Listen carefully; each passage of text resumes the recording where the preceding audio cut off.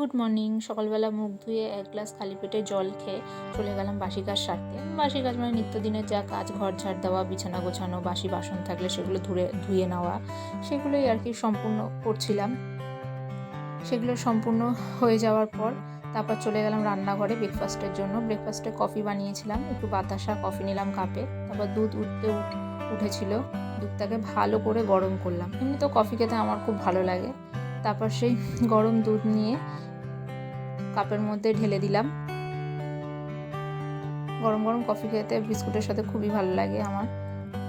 তারপরে কফিটাকে ভালো করে দুধের সাথে মিক্সড করে দুটো মেরি বিস্কুট আর টোস্ট বিস্কুটের সাথে ব্রেকফাস্টটা সেরে ফেললাম। সেরে ফেলে ঘড়ির দিকে তাকিয়ে দেখি 12:25 বাজে। রান্নার সময় হয়ে গেছে, অনেকটাই দেরি হয়ে গেছে। তারপর রান্না করতে চলে আসি। চাল ধুয়ে ভালো করে চালের জল ঝরিয়ে গ্যাসে ছোটো হাঁড়িতে করে চাপিয়ে দিলাম। একবেলার ভাত ছোটো হাঁড়িতেই হয়ে যাবে, পরের বেলা রুটি করবো। তারপর নিরামিষ তরকারি করলাম, শ্রাবণ মাসের সোমবার, তৃতীয় সোমবার বলে। তারপর গরম গরম আলু বেগুনের ঝোল, ভাত, স্যালাড প্লেটে হাজব্যান্ডের লাঞ্চের জন্য সাজিয়ে রেখে আমিও আমার মিনি ব্লগ শেষ করলাম।